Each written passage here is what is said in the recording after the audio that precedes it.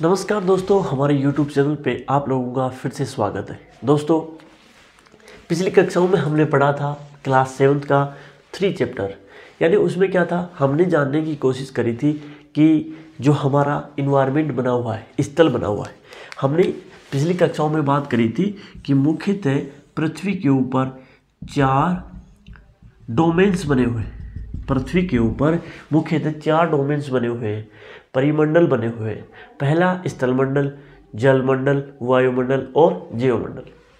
इसलिए इसकी जो पिछली कक्षा थी उसमें हमने जानने की कोशिश करी थी स्थलमंडल के बारे में, यानी कि पृथ्वी के कुछ शक्तियां अंदर काम करती हैं और कुछ शक्तियां जो है बाहर काम करती हैं। आज हम जानने की कोशिश करेंगे कि जो पृथ्वी के वायुमंडल के बारे में, जो दूसरा जो परिमंडल है उसके बारे में, कि जो हमारी पृथ्वी है वो विभिन्न प्रकार की कुछ से गैसें संगठित करके रखती है। पृथ्वी के अंदर गुरुत्वाकर्षण बल है। गुरुत्वाकर्षण बल होने के कारण पृथ्वी अपने चारों तरफ वायु का एक क्या आवरण बना के रखती है, एक चादर, एक परत बना के रखती है पृथ्वी अपने चारों तरफ। ये पृथ्वी है और इसके चारों तरफ एक क्या है, चादर बनी हुई है।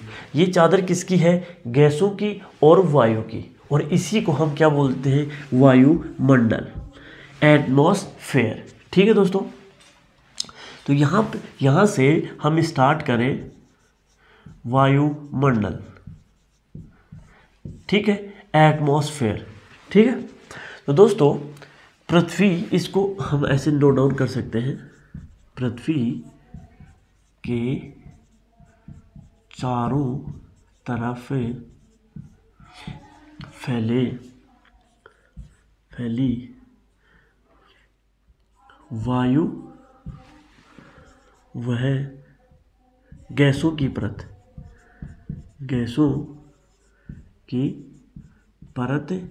या चादर बोल सकते हैं इसको, चादर, वायुमंडल, चादर फैली हुई है, इसे ही वायुमंडल कहते हैं।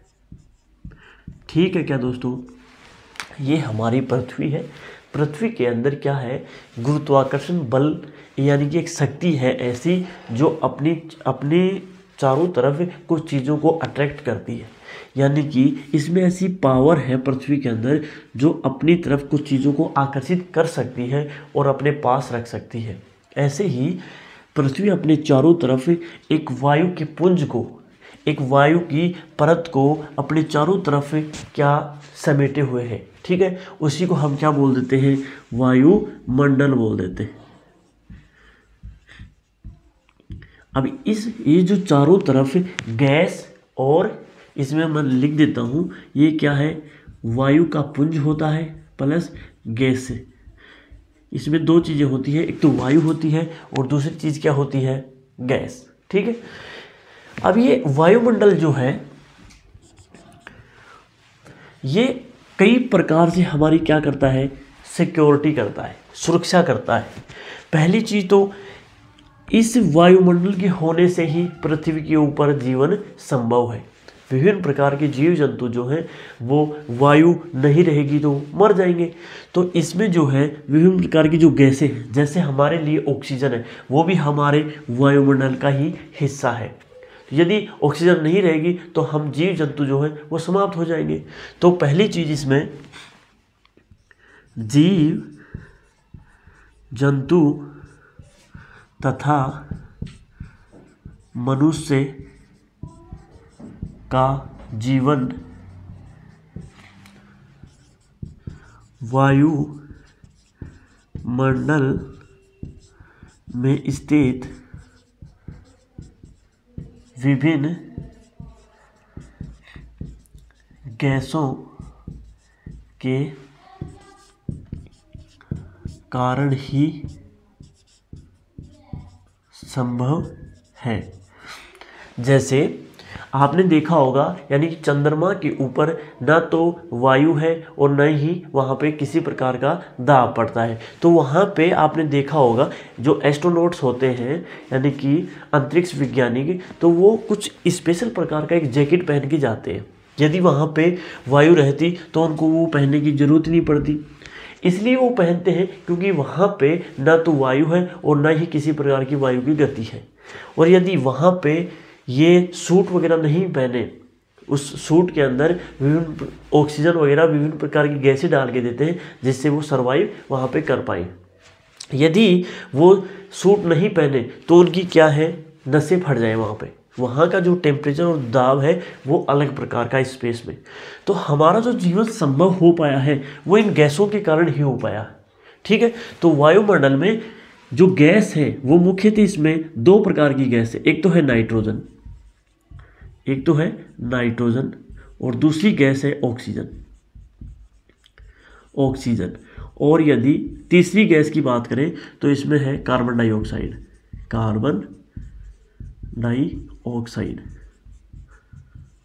गैसें और भी हैं, लेकिन हमारे लिए सबसे इम्पोर्टेंट जो गैस है वो ये मुख्यतः तीन प्रकार की, नाइट्रोजन, ऑक्सीजन और कार्बन डाइऑक्साइड, ठीक है दोस्तों।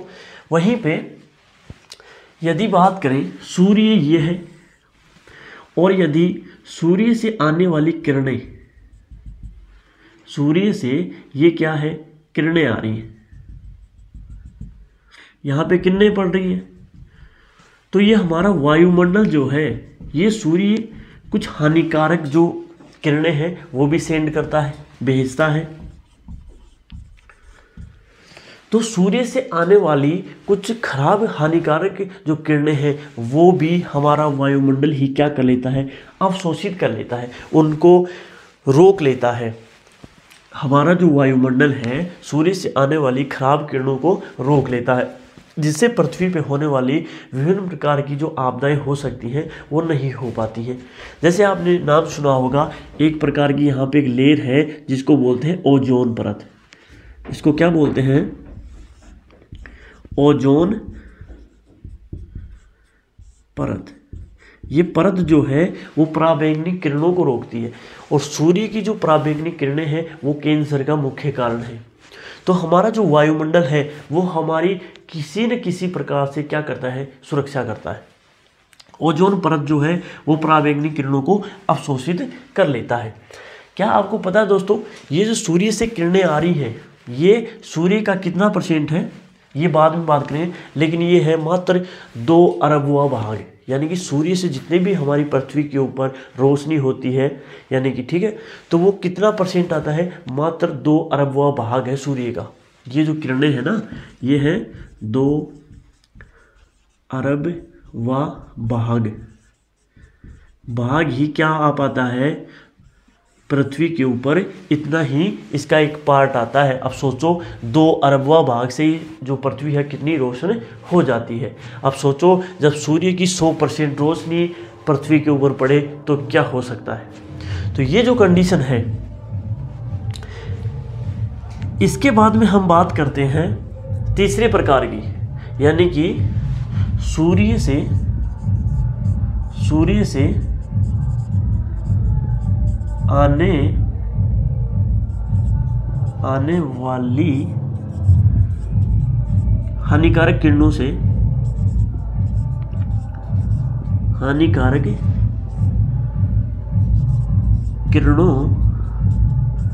से सुरक्षा करता है। जो हमारा वायुमंडल है सूर्य से आने वाली हानिकारक किरणों से सुरक्षा करता है। कौन, वायुमंडल। ये हम बात कर रहे थे वायुमंडल की। तो हमारा जो वायुमंडल है वो हमारे लिए बहुत ही क्या है, उपयोगी है। इसमें हम बात करेंगे अब गैसों की, कि भाई नाइट्रोजन है, ऑक्सीजन है और कार्बन डाइऑक्साइड है। तो ऑक्सीजन हम लेते हैं, कार्बन डाइऑक्साइड हम छोड़ते हैं। तो ये जो है ऑक्सीजन हमारे जितने भी जीव जंतु हैं उनके जीवन के लिए क्या है, इम्पोर्टेंट है। वही नाइट्रोजन जो है वो नाइट्रोजन पेड़ पौधे लेते हैं, भाई जड़ों से पेड़ पौधे नाइट्रोजन गैस वगैरह लेके और अपना क्या करते हैं, वो अपना यानी कि पोषण करते हैं। वहीं ऑक्सीजन लेके हम जीवित हैं, वहीं पे कार्बन डाइऑक्साइड हम छोड़ देते हैं। ये क्या लेते हैं? पेड़ पौधे लेते हैं। ये जो है गैसों का सर्किल यहाँ पे वायुमंडल में चलता रहता है। ठीक है दोस्तों, इसके बाद में वायुमंडल की ये कुछ विशेषता हो गई, आप इनको नोट कर सकते हो। अब देखिए दोस्तों, हमने बात करी कि वायुमंडल में बेसिकली नाइट्रोजन, ऑक्सीजन और कार्बन डाइऑक्साइड मिलते हैं।